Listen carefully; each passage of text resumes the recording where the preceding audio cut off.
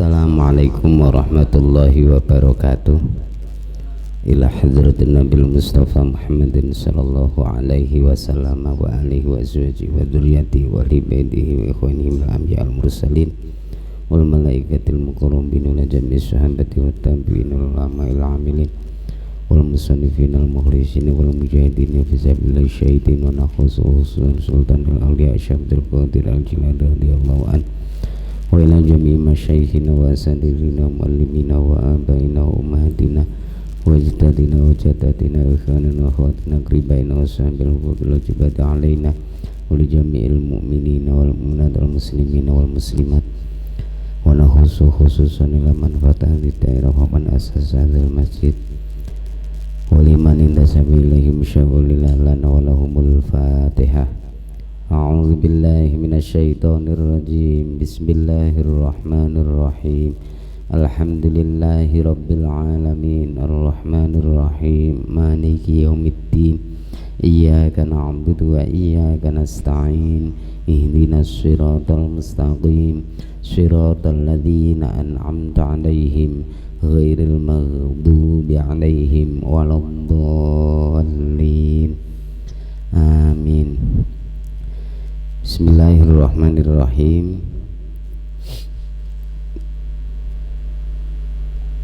Faslun utawi iki iku fasal wa ihyaul mawati utawi nguripake bumi mati jaizun iku wenang bisyarta ini kelawan syarat loro ayakuna yen to ana al muhyi sapa wong kang nguripake musliman iku wong Islam wa ayaku wa antakuna lan yen to ana al ardu apa bumi huratan iku merdeka lam yajri kang ora lumaku alaiha ing atase ardu milkun opo miliki li muslimin kedue wong Islam suwiji.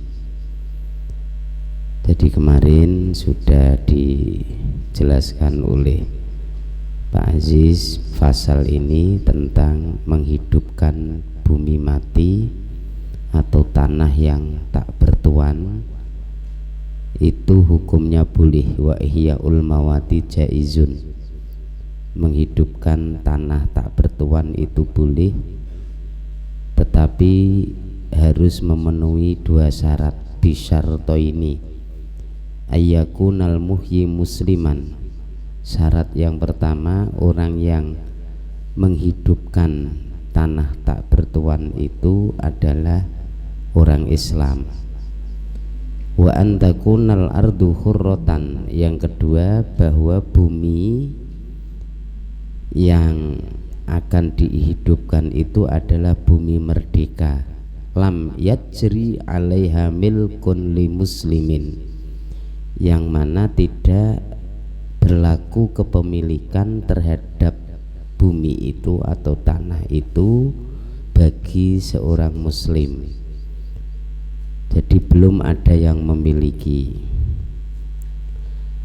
Nah, dasar dari diperbolehkannya menghidupkan tanah tak bertuan adalah hadis rawang riwayatake Al-Bukhari sapa Imam Bukhari an Aisyata saking Siti Aisyah radhiyallahu anha anin Nabi saking Gusti Nabi sallallahu alaihi wasallam qala dawuh sapa Nabi man utawi sapa wonge akmaro iku makmurake sapa man ardon ing tanah suwiji laisat kang ora ana apa ardon li ahadin iku kedue wong suwiji fahuwa mongko utawi man ahakku iku luweh ngehai ai ahakku tegese luweh ngehai biha kelawan ardon min ghairihi tinimbang liyane man.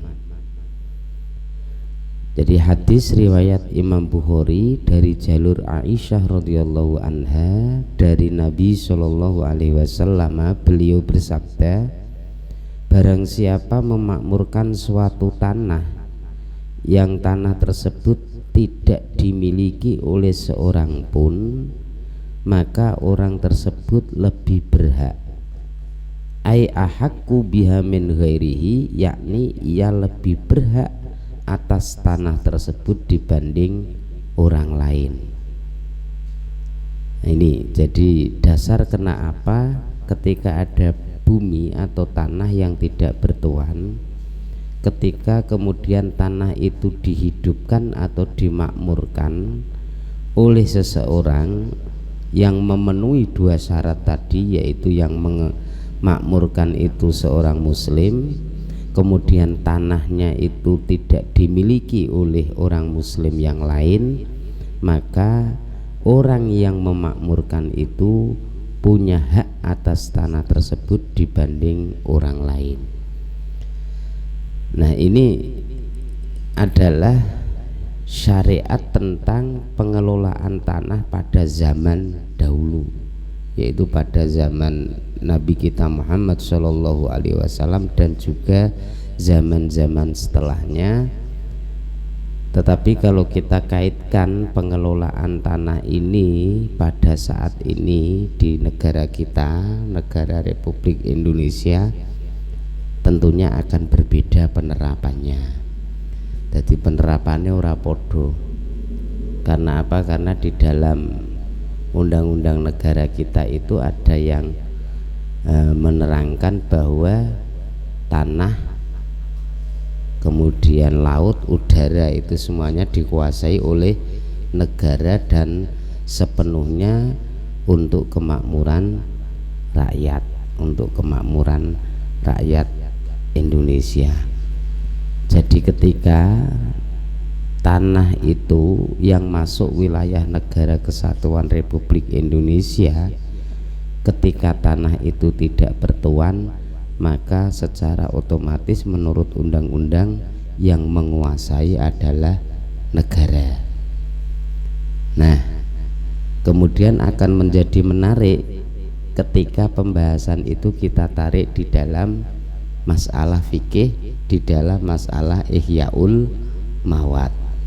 Kira-kira bisa enggak kalau kita itu mengelola atau menghidupkan tanah tak bertuan di wilayah negara kesatuan Republik Indonesia ini, dalam arti tidak bertuan itu belum dimiliki secara sah oleh warga negara, satu, atau belum dimiliki oleh adat, atau kalau di sini di daerah kita biasanya bondo desa umpamanya.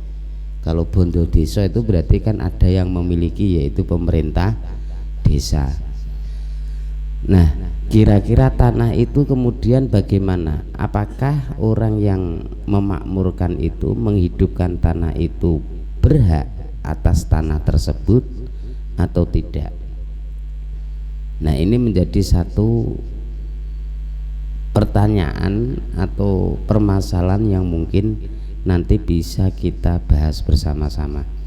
Nah, yang dimaksud dengan wal ikmar wal ihya bimaknan, wal ikmaru utawi artine makmurake, wal ihya ulan nguripake, bimaknan iku kelawan makna siji, arti siji. Wa utawi maknan istislahuha iku amrih bagusi ardon bizar'i kelawan nandur, awil binai utawa bangun. Yang dimaksud dengan memakmurkan atau menghidupkan tanah bumi itu artinya satu, yaitu istislahuha bizar'i awil binai, memperbaiki tanah tersebut atau mengelola tanah tersebut atau mendayagunakan tanah tersebut, bizar'i dengan ditanami, awil binai atau dibangun bangunan di atasnya. Warawa al-Bukhari aidzon ta'liqon, warawalan riwayatake al-Bukhari sapa Imam Bukhari aidzon halimalih ta'liqon krana gantungake fi ghairi haqqi muslimin ing dalem liyane hae wong muslim. Jadi ada tambahan di dalam hadis di atas, man a'maro ardun laisat li ahadin fahuwa ahaku.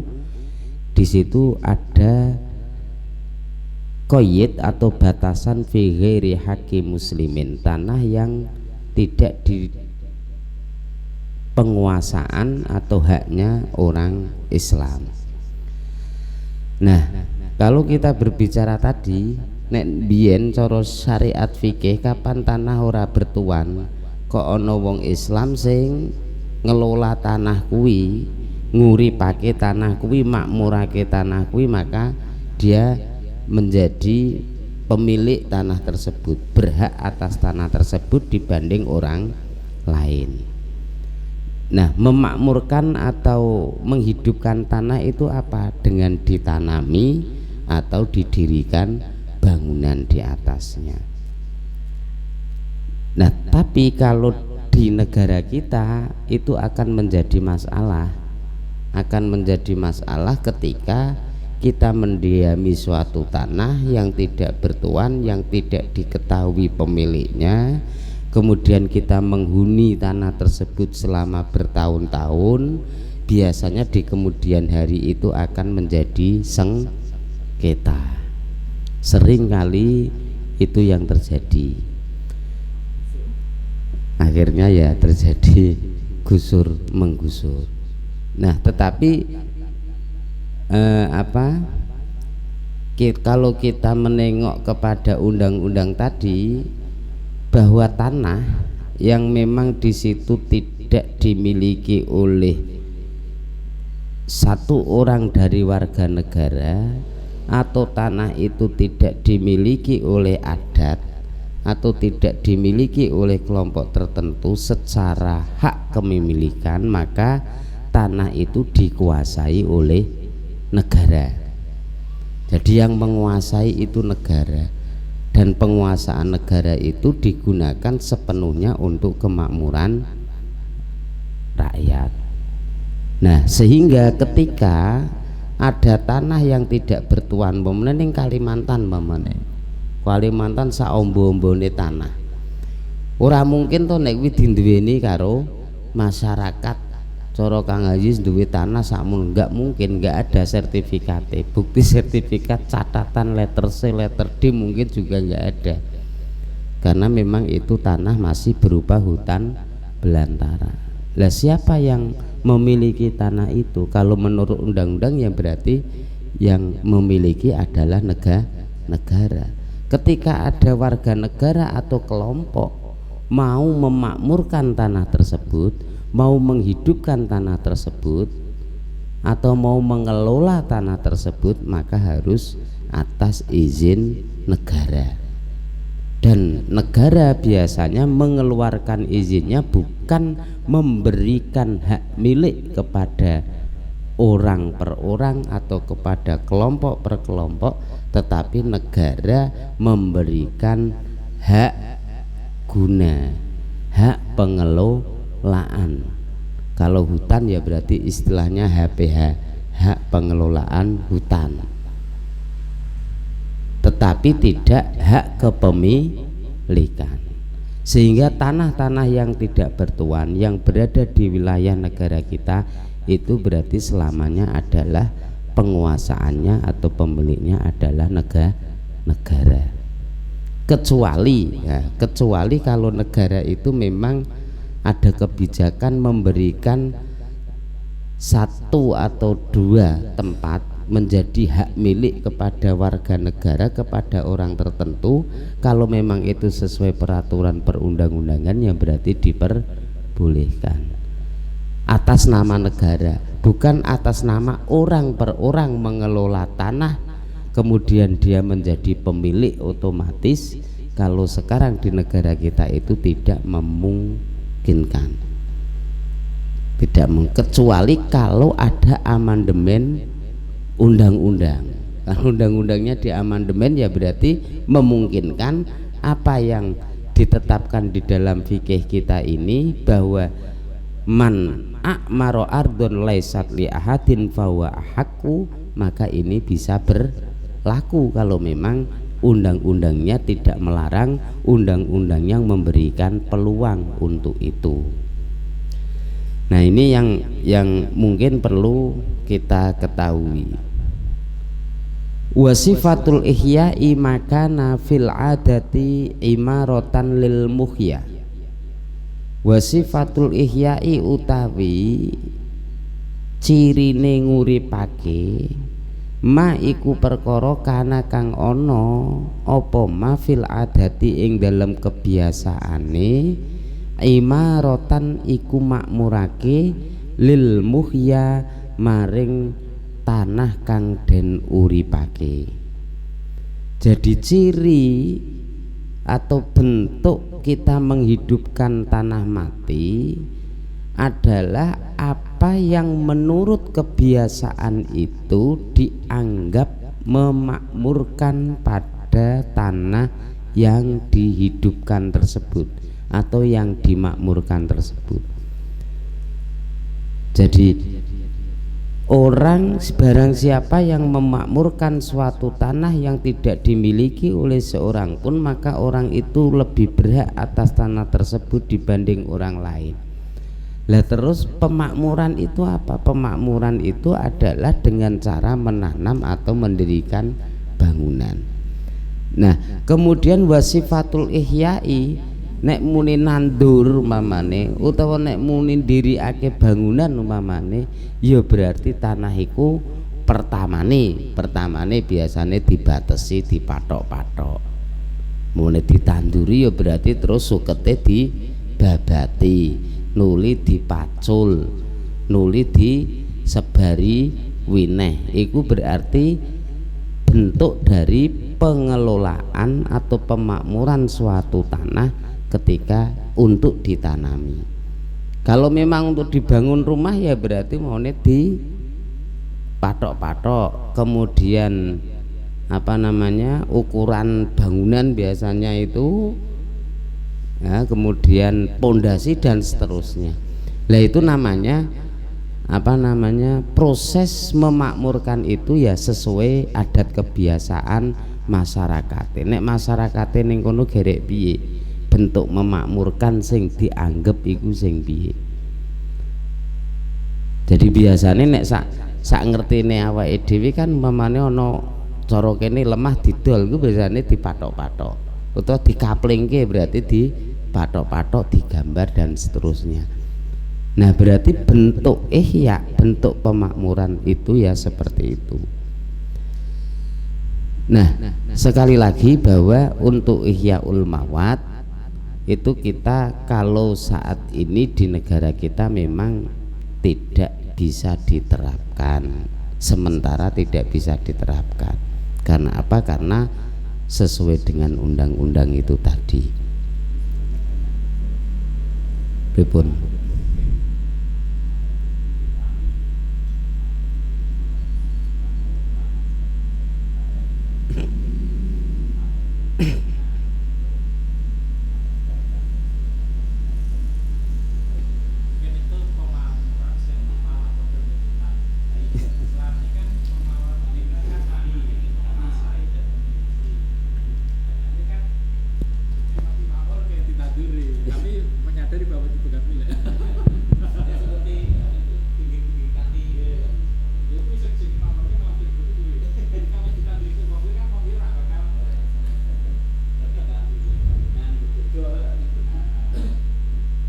Lah itu biasanya yang di pinggir-pinggir kali atau pinggir, kalau sini ya rel kereta itu kan itu dikuasai oleh negara. Dalam arti kalau PJKA ya berarti 6 meter kanan kiri itu adalah masih milik PJKA, hak miliknya PJKA. Sehingga ketika ada warga yang ingin memakmurkan atau ingin mengelola tanah itu, menanami tanah itu, biasanya juga harus seizin PJKA. Jadi tidak serta-merta kita itu menanami begitu aja. Kalau memang kita menanami tanpa seizin PJKA, maka ketika PJKA sewaktu-waktu harus menggunakan tanah itu, mengosongkan tanah itu, maka kita tidak bisa berbuat apa-apa. Kalaupun toh PJKA tidak memberikan ganti rugi, itu bukan salahnya PJKA. Dalam arti karena kita menggunakan lahan itu tanpa seizin pemilik. Tetapi kalau memang ada kontrak, biasanya ada kontrak hak pengelolaan, hak guna tanah agar dikelola ditanami, maka biasanya kalau nanti pada saatnya PJKA menggunakan tanah itu pasti akan ada ganti rugi. Karena berdasarkan apa? Berdasarkan surat kesepakatan sebelumnya bahwa dia mengelola tanah itu atas izin dari penguasa tanah, yaitu PJKA. Nah, yang menjadi apa? Kadang-kadang yang terjadi di masyarakat itu ada yang orang legewo tapi untung awale dheweke iku tanah pinggir rel ditanduri, tanah kuwi teke brong ngono terus ditanduri dhek, ternyata ketika digunakan oleh PJKA berbaik hati ya, diberi ganti rugi, padahal ketika dia mengelola pun tidak atas seizin PJKA. Kadang ada yang seperti itu di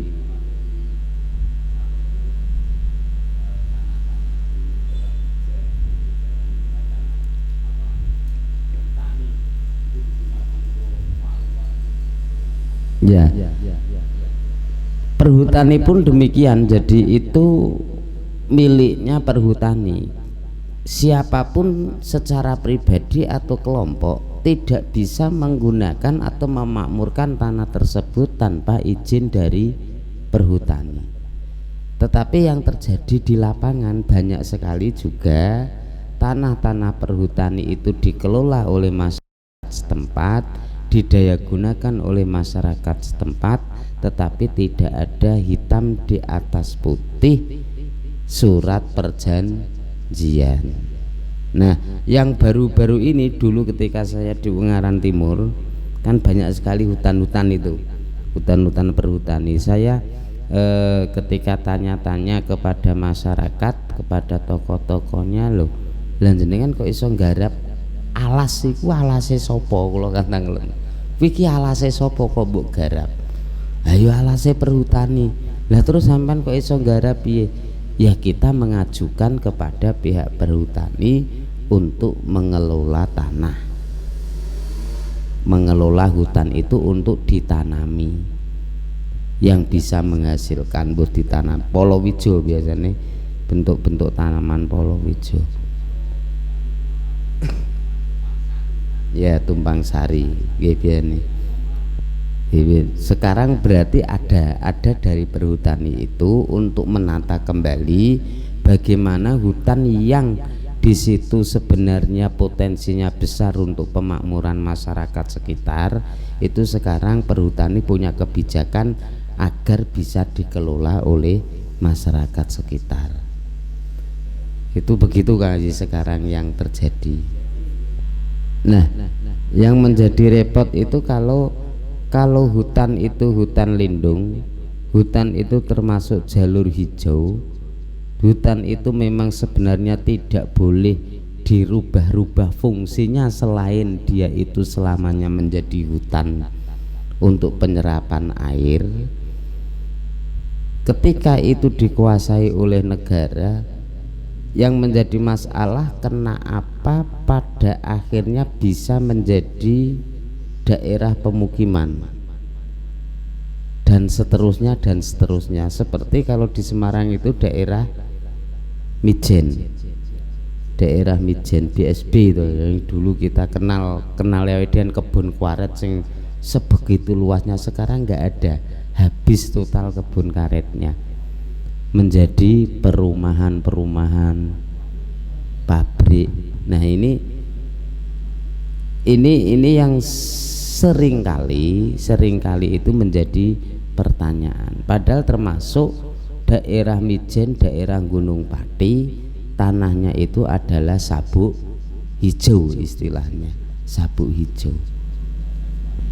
Nah itu seperti tadi, berarti negara itu memang mempunyai kebijakan memberikan hak milik tanah kepada orang per orang sesuai dengan peraturan perundang-undangan. Karena apa? Biasanya kan untuk memakmurkan juga, seperti transmigrasi dan lain-lain itu. Nah itu pun sebenarnya ketika kesininya apa yang menjadi kebijakan negara itu ya terkadang kalau kita telaah kembali itu ya perlu kita kaji kembali ketika negara memberikan hak milik kepada orang per orang. Ya itu biasanya hak guna. Kalau kita teliti dalam apa perjanjiannya itu hak guna ya. Kan penyewaannya itu bisa 10 tahun, 20 tahun, 30 tahun. Seperti umpamanya apa namanya pabrik-pabrik yang skalanya besar itu ketika perjanjian terhadap negara kan hak kelolanya itu tidak hanya 10-20 tahun, bahkan 30 tahun sampai 40 tahun dan seterusnya. Nah itu mungkin karena itu kita lah kok nyatane ya ono ya ini ya sing nguasai kuwi, berarti dianggap iku hak milik. Padahal sebenarnya kalau kita telaah kembali, teliti kembali, mestinya perjanjiannya itu hanya hak guna, hak pengelolaan.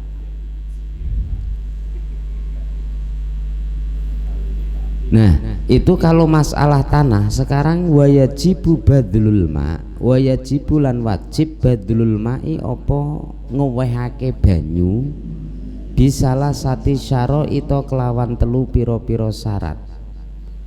Ayyabdula yo yen to turah opo ma'an hajatihi saking kebutuhane wong sing duweni, wa ayyah tajalan yen to butuh ilaihi maring ma ghairuhu sapa liyane wong linafsihi krana awak dhewene ghair auli bahimatihi utawa krana hayawan ternake ghair. Wa ayyakuna lan yen ta ana apa mak mimma iku termasuk banyu yustakhlafu kang den tinggal apa ma fi bi'rin ing dalem sumur au ainin utawa sumberan. Sekarang kalau tadi masalah tanah, sekarang masalah air. Air itu bagaimana penggunaan air?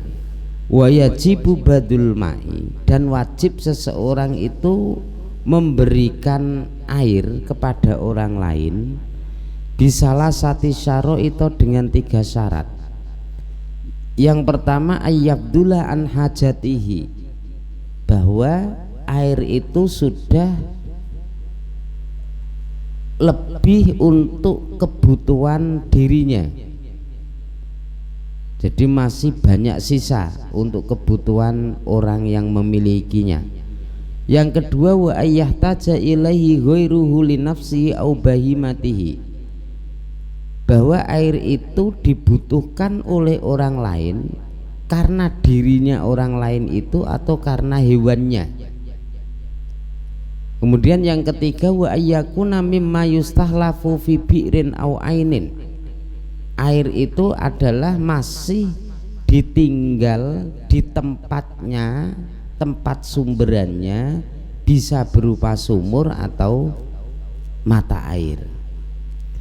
Nah kalau masalah air ini itu ada 2 macam. Ketika air itu berada di aliran sungai, atau air itu air hujan, atau air itu dari gunung kemudian turun ke bawah sampai ke laut, itu adalah air milik bersama, milik umum. Siapapun boleh menggunakan air itu.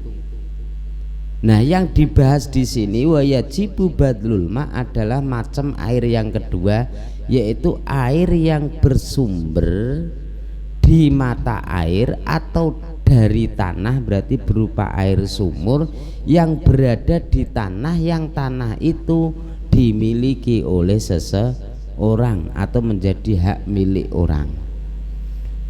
Ya umpamane Kang Aziz duwe lemah kemudian dheweke gawe sumur utawa duwe dadah delalah ning kono ana mata aire. Nah, air itu, air yang berada di sumur atau di mata air yang menjadi milik seseorang, maka seseorang yang memiliki tanahnya itu punya kewajiban untuk memberikan air itu kepada orang lain. Tapi ada 3 syaratnya. Yang pertama bahwa memang sudah memenuhi dan punya sisa atau lebih untuk kebutuhan dirinya sendiri. Kalau Kang Aziz maunya punya mata air, kemudian ladangnya itu butuh siraman namanya satu harinya berapa liter air, kemudian untuk ternaknya berapa liter air, kemudian kok masih sisa, kemudian tetangganya yang punya ladang sampingnya kebetulan tidak punya sumber air, terus bagaimana? Maka Kang Aziz menjadi wajib memberikan sisanya itu kepada tetangganya. Jadi yang pertama harus di situ memang ada sisanya. Kemudian yang kedua bahwa orang lain yang membutuhkan air itu karena untuk dirinya, berarti untuk dibuat minum dan seterusnya, kebutuhan manusia, atau untuk kebutuhan hewannya, hewan ternak. Kalau untuk kebutuhan tanaman itu Kang Aziz yang punya air itu tidak punya kewajiban untuk memberikan, walaupun toh itu sisa, walaupun toh itu sudah kelebihan dari kebutuhan Kang Aziz. Yang menjadi kewajiban Kang Aziz memberikan kelebihan airnya itu kalau urusannya manusia atau hewan, yakni makhluk yang bernyawa. Tentune kanggo ngombeni hayawan ternak atau kanggo ngombe wong tanggane Kang Aziz wajib. Kalau Kang Aziz sampai tidak memberikan maka dosa. Tetapi kalau untuk tanaman, tanduran, itu berarti Kang Aziz tidak punya kewajiban untuk memberikannya. Nah, maksudnya bagaimana? Berarti memungkinkan ketika di situ tidak wajib, Kang Aziz itu minta ganti atau mungkin minta biaya untuk memberikan air kepada tetangganya untuk urusan tanaman. Tapi kalau untuk urusan manusianya atau urusan hewan makhluk hidup, maka Kang Aziz sebagai pemilik tanah yang di situ ada sumber airnya mau tidak mau harus memberikan, wajib hukumnya memberikan. Kemudian yang ketiga, syaratnya airnya itu memang masih tinggal di tempat sumber semula, seperti di sumur atau di mata air. Beda halnya kalau airnya itu memang sudah dikelola oleh Kang Aziz dari sumur, sudah di tempatnya di tower. Atau umpamane ning sekoning mata air wis alirkan oleh Kang Aziz, ada tempat tertentu untuk penampungan air itu di rumahnya Kang Aziz atau apa, maka di situ tidak ada kewajiban, sehingga mungkin saja Kang Aziz sebagai pemilik tanah dan air itu memberikan kepada orang lain dengan kompensasi. Yang wajib itu kalau yang masih di sumberane isaning sumure, dan itu pun nanti masih ada syarat-syarat banyak kalau kita mendalami tentang masalah. Tapi intinya air ini ada dua: air milik umum yang di situ memang siapapun boleh menggunakan, tidak boleh ada orang menghalangi, yaitu air yang berada di aliran sungai air hujan, air yang dari gunung dan seterusnya yang memang di situ mengalir di sungai-sungai yang milik bersama. Dan ada air yang di situ milik pribadi karena bersumber atau berada di tanah milik orang per orang. Nah, ini yang ada hukumnya wajib memberikan dan tidaknya itu. Saya kira itu dulu ya. Semoga ada manfaatnya. Al-Fatihah. Assalamualaikum warahmatullahi wabarakatuh.